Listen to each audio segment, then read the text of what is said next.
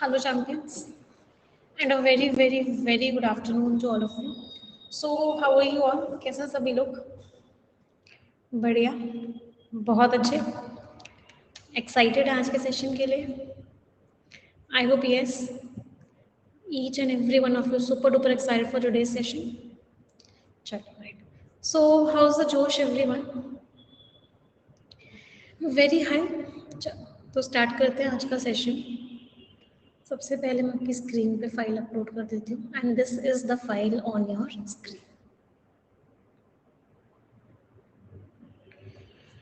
First question of the day. क्या आवाज गूंज रही है?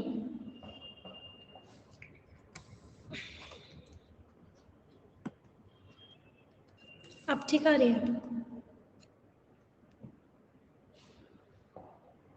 चलो इस क्वेश्चन को करो, जब तक मैं एक बार चेंज करती हूँ position.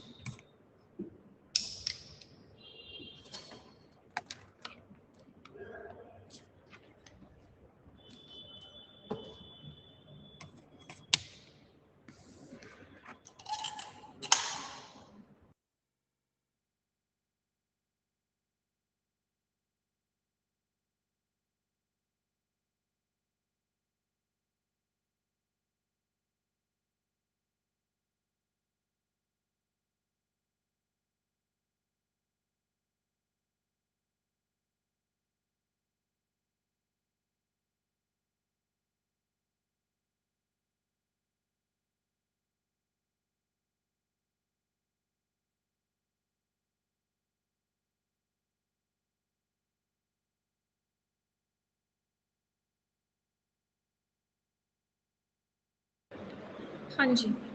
Which part is incorrect? किस पार्ट में एरर है? Sri Lanka is gearing up. Gearing up का मतलब क्या होता है? गियरिंग अप का मतलब होता है तैयार हो रहा है. श्रीलंका तैयार हो रहा है होस्ट करने के लिए फिफ्थ बे ऑफ बंगाल के इनिशिएटिव को, इस मीटिंग के लिए. अब सिल्वर जुबली ईयर में है.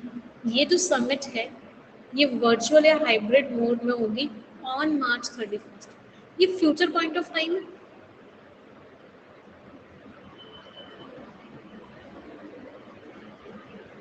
मार्च 31 क्या है? क्या ना इसे फ्यूचर है? चलो एक बार प्लेस चेंज करते हैं. Give me 1 minute.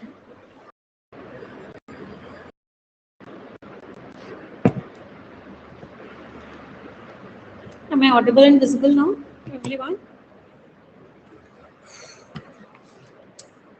Okay. Done finally. चलो एक बार मैं टेलीग्राम पे भी इन्फॉर्म कर देती हूँ.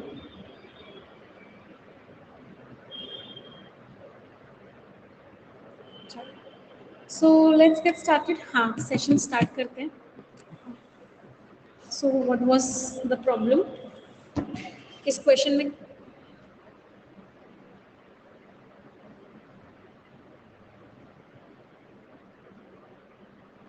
इस क्वेश्चन में क्या एरर था? What was the error in this question? यहाँ पे मार्च 31 हमें दिया हुआ था. मार्च 31 दिया हुआ था, इसका मतलब फ्यूचर का इवेंट है.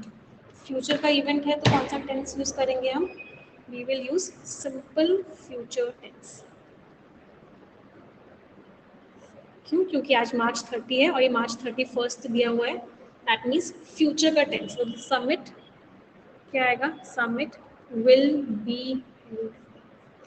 That means which part is incorrect? किस पार्ट में एरर है? डी पार्ट में एरर. कोई दिक्कत किसी को? Next question.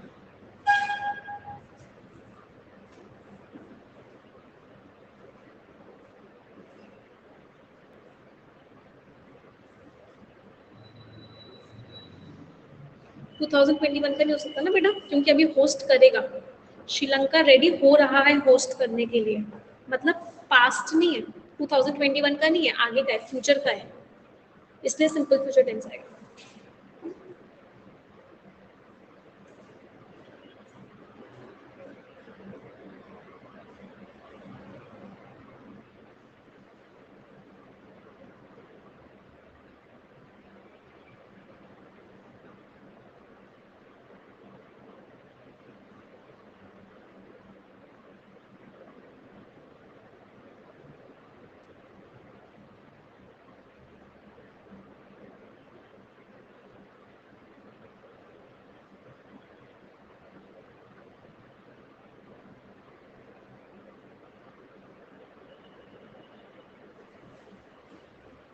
ये जो स्पेशल ओकेजन है ये ज़रूरी बना देता है बिम्स्टेक के लीडर्स के लिए कि वो अपने कमिटमेंट्स को रीइंफोर्स करें, उनको और स्ट्रॉन्ग बनाएं, उनके कमिटमेंट्स।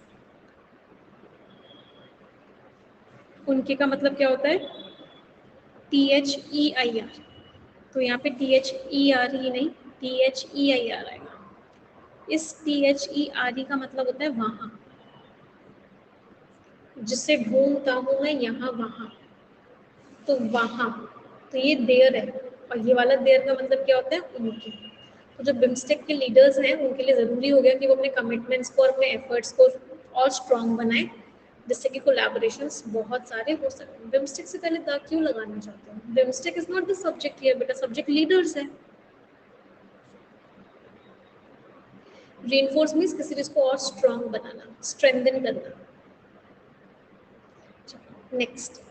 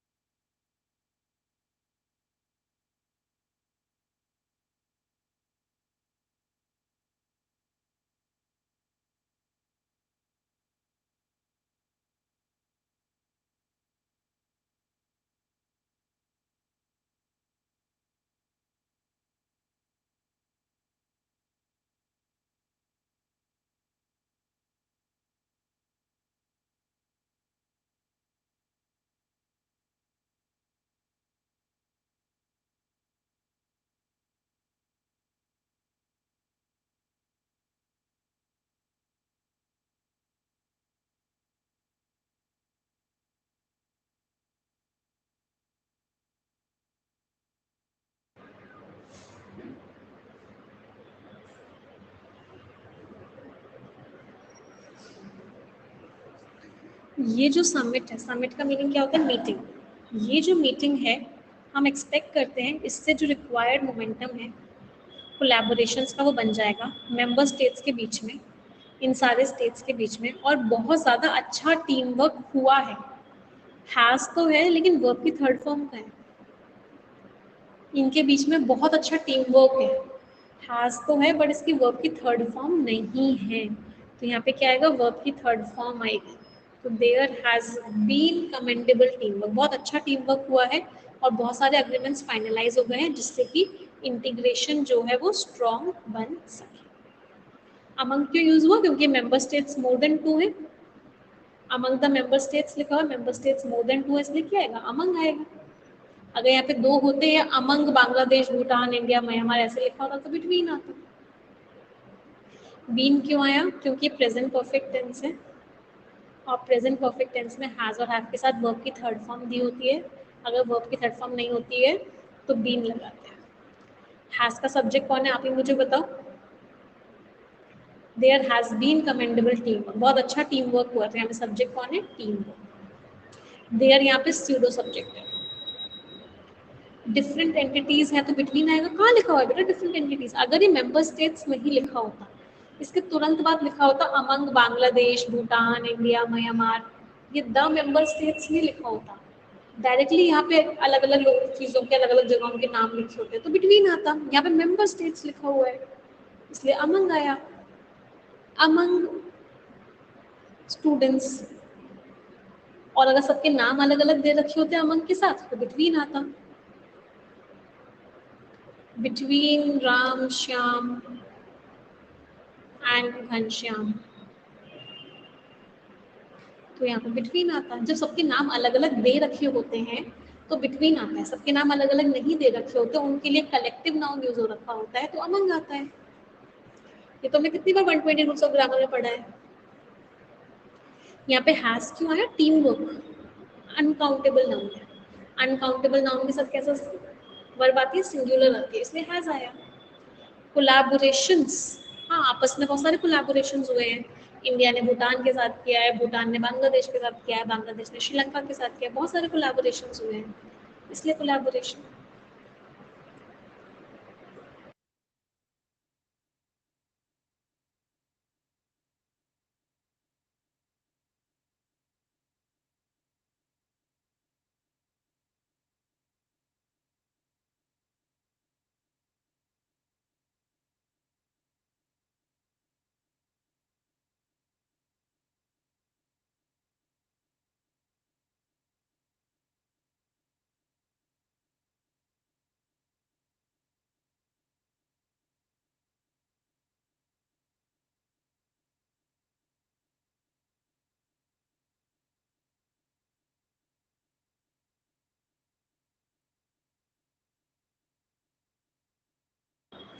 इंडिया ने बे ऑफ बंगाल को मेन हिस्सा बना दिया है इस पॉलिसी का, विच कैन, जो हमारे यूनिटी को बढ़ा सकता है। जब भी कोई मॉडल वर्ब होती है उसके साथ वर्ब की फर्स्ट फॉर्म आती है,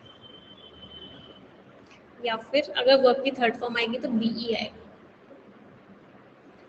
या तो ये आएगा या फिर ये आएगा, विच कैन एक्सेलरेट। एक्सेलरेटेड नहीं आएगा, एक्सेलरेट आएगा, जो रीजनल इंटीग्रेशन के यूनिटी के प्रोसेस को और तेजी से कर सकता है। So which part is incorrect? D part is incorrect.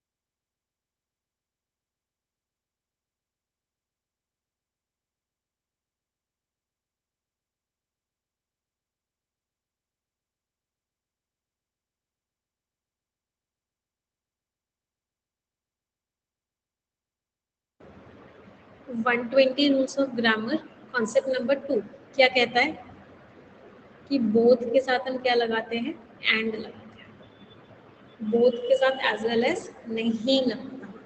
तो अगर हम करंट सिनेरियो में देखें जहाँ पे सबसे ज़्यादा इंपॉर्टेंट डेटा प्राइवेट सेक्टर के पास है, तो ये बात बिल्कुल क्लियर है पॉलिसी मेकर्स को कि जो इनोवेशन है वो डिपेंड करेगा कि हम कैसे उस डेटा को ले सकें, उस डेटा को यूज़ कर सकें, पब्लिक से भी एंड प्राइवेट से।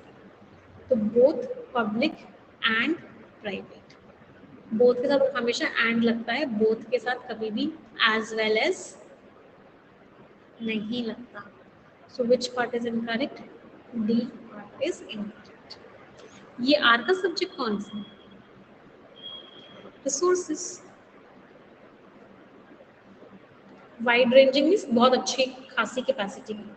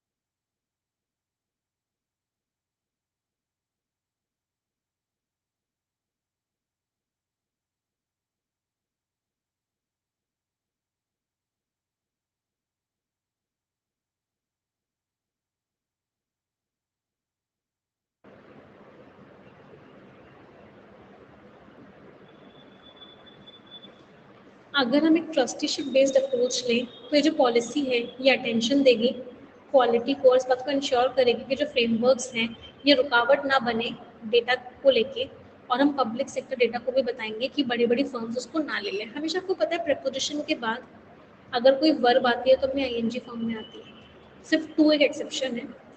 इसके अलावा प्रेपोजिशन के बाद जब भी कोई वर्ब आती है हमेशा अपनी आईएनजी फॉर्म में आती है। तो या तो फ्रॉम कैप्चरिंग कर लो या फ्रॉम बीइंग कैप्चर्ड भी कर सकते हो, कि बड़ी बड़ी फॉर्म्स उसको कैप्चर ना कर पाए। तो we can use being captured also. From capturing, capturing से बचा दे उसे बड़ी बड़ी फॉर्म्सों के द्वारा, ये भी सही है। फ्रॉम बीइंग कैप्चर्ड भी सही।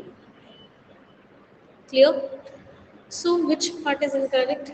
B part is incorrect. Ensures क्यों आएगा बेटा? मस्ट का पैरेललिज्म है। Must pay attention, must ensure. जब भी कोई मॉडल वर्ब होती है उसके आगे वर्ब की फर्स्ट फॉर्म आती है, कभी भी एस और एस नहीं आता। सो डी पार्ट में एरर हो गया। नेक्स्ट,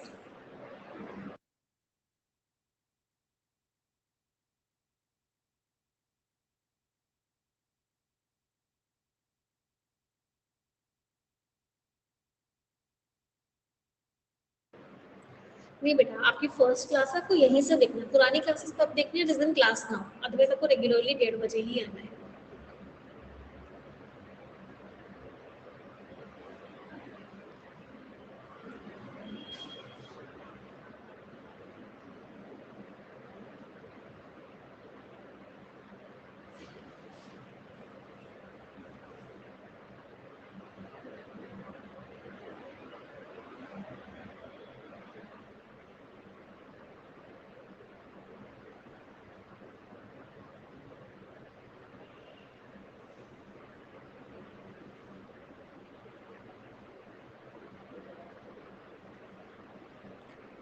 विद रिस्पेक्ट ऑफ कैसा कुछ नहीं होता है, विद रिस्पेक्ट टू होता है। ये फ्रेज होता है विद रिस्पेक्ट टू, इसका मीनिंग होता है कंसर्निंग, इसको मद्देनजर रखते हुए।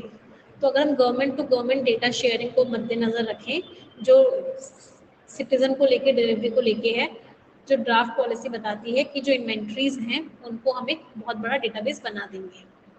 तो विद रिस्पेक्ट ऑफ नहीं होता, विद रिस्पेक्ट टू होता है। So which part is incorrect? A part is incorrect. With respect to.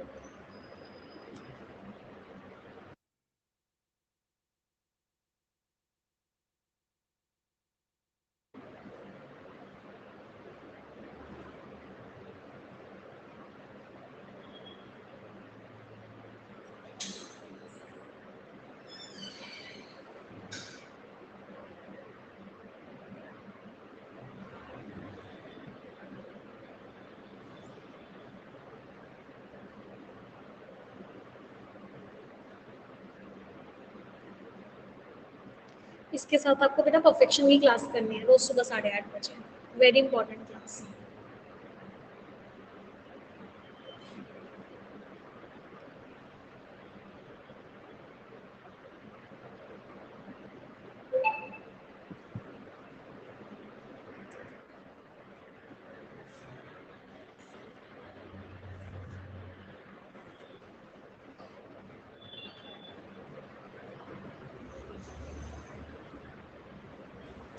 जो खत्म ना हुआ वो वाला जो काम है NSDAP का, यूनिटी लाने में, उन रिस्ट्रिक्शंस के बीच में जो डेटा के अवेलेबिलिटी के ऊपर है और इंडियन RTI में है, इन सब की नज़र खो चुके हैं, मतलब इन सब के बारे में हम भूल चुके हैं।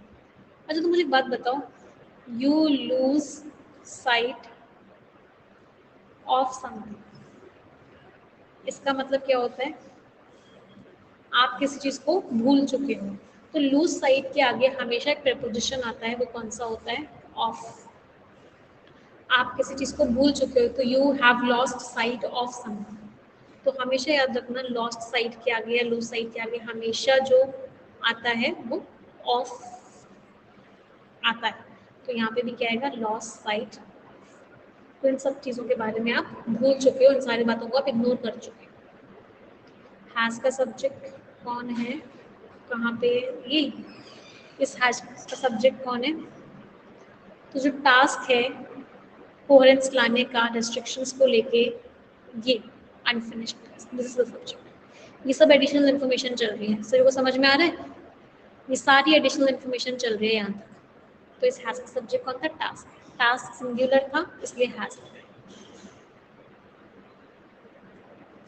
Ready for vocab now? Vocab के लिए तैयार है? फर्स्ट क्वेश्चन, कंसिस्टेंसी का मीनिंग बताना है।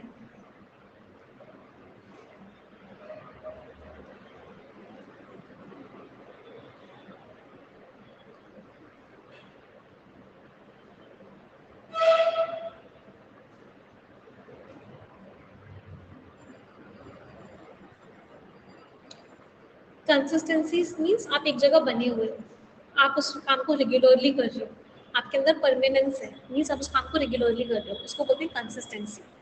यूनिफॉर्मिटी का मतलब होता है सेम तरीके से कर रहे हो, कॉन्स्टेंसी का भी मतलब होता है सेम तरीके से नहीं करना, उस काम को रेगुलरली करना, that is consistency. Consistency is permanence. Exact word क्या है इसका? परमानेंस. ये सारे नियर बाय सिनोनिम्स हैं. कॉन्स्टेंसी, यूनिफॉर्मिटी, ये क्या है? नियर बाय सिनोनिम्स, आसपास का सिनोनिम्स है. नेक्स्ट.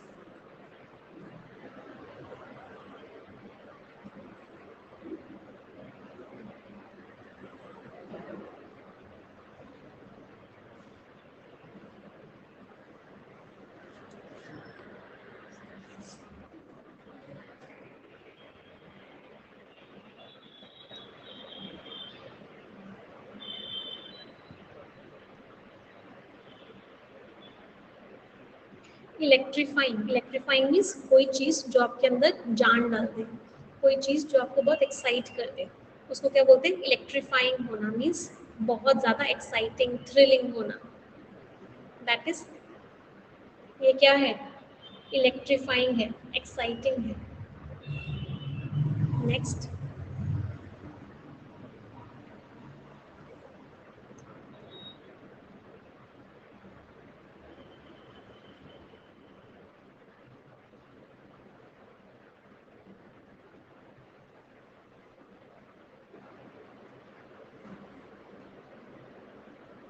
अब ये जो वर्ड्स है ना, ये बहुत क्लोज है. अगर मैं बात करूं सिनोनिम्स, बहुत क्लोज है. डिसुएड का मीनिंग होता है किसी को इनकार करना.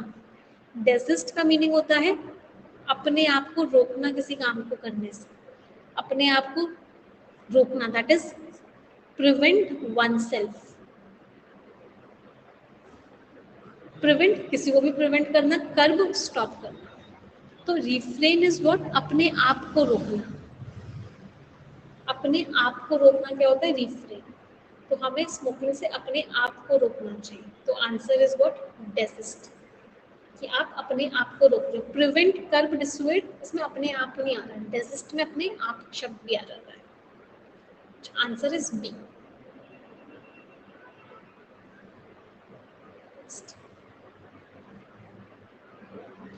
अच्छा, पोल में मिस्टेक होगी.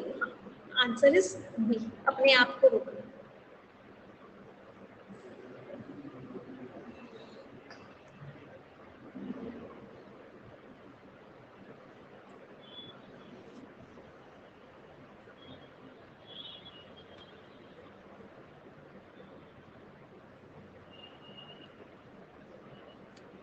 आर्टिकल इतना अच्छे से लिखा है कि उसने क्या डिजर्व किया? Careful study. Merit means deserve करना.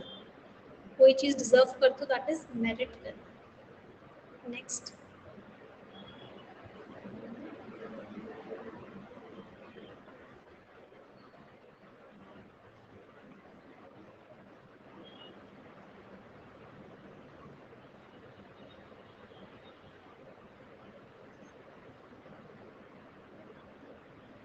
हॉस्टिलिटी, दुश्मनी.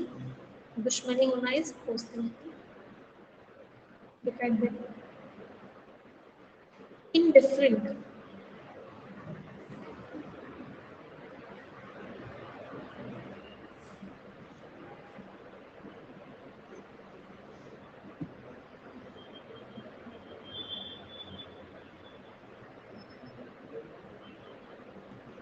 इनडिफरेंट का मीनिंग क्या होता है? कोई फर्क ना पड़ना. अनकंसर्न होना, किसी से आपको कोई फर्क ही नहीं पड़ता, उसको बोलते हैं इनडिफरेंट होना. इसको कोई फर्क ही नहीं पड़ता आगे वाले और पीछे वाले क्या सोचेंगे, क्या करेंगे. Can you look at this picture? That is indifferent. नहीं बेटा, परफेक्शन स्टार्टिंग से नहीं देखना. परफेक्शन जिस दिन से ज्वाइन कर रहे हो उसी दिन से देखना है. अगर आपने आज से सब्सक्रिप्शन लिया तो आपको आज से सब परफेक्शन को देखना स्टार्ट करना है. कंडेम करना किसी को.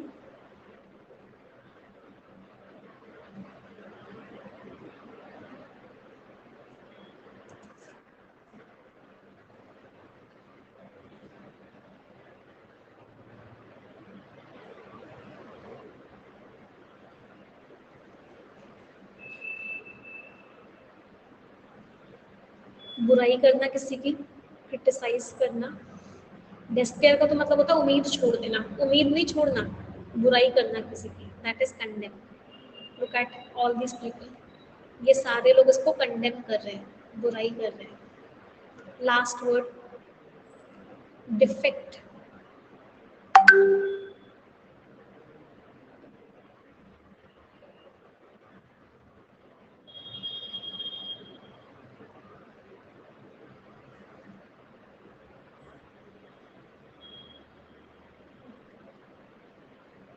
डिफेक्ट होना, कोई ना कोई कमी होना, कोई ना कोई शॉर्ट कमिंग होना, उसको क्या बोलते हैं? डिफेक्ट। डेलिकेट का तो मतलब होता है बहुत नाजुक होना।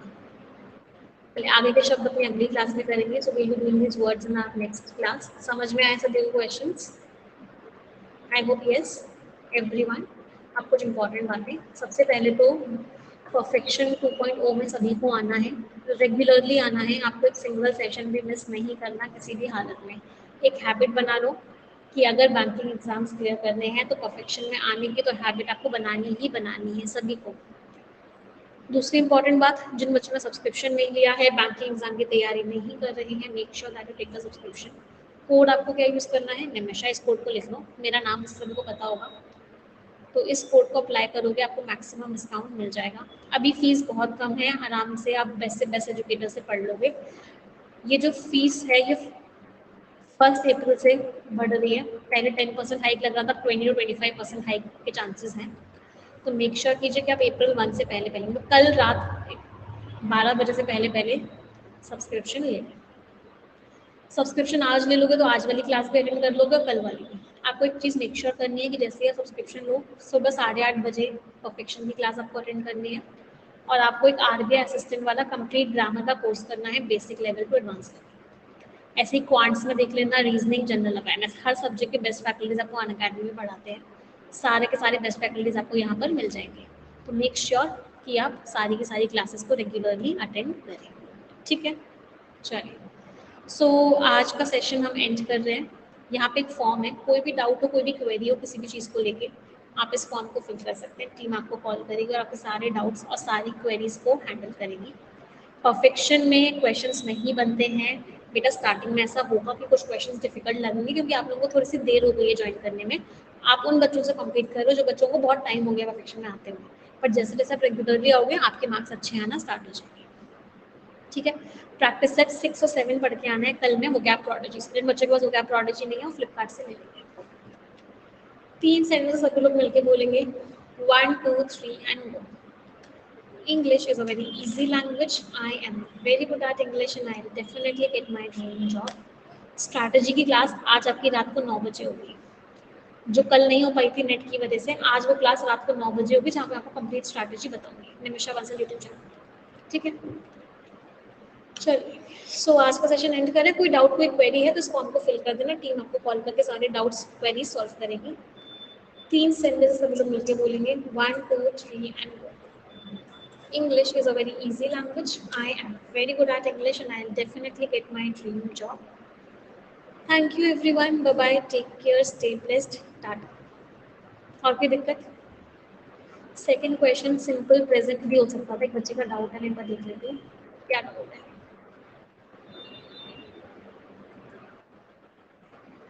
सिंपल प्रेजेंट भी हो सकता था सेकेंड क्वेश्चन। सिंपल प्रेजेंट भी तो है बेटा, कैसे कैसे डाउट्स पूछते हो?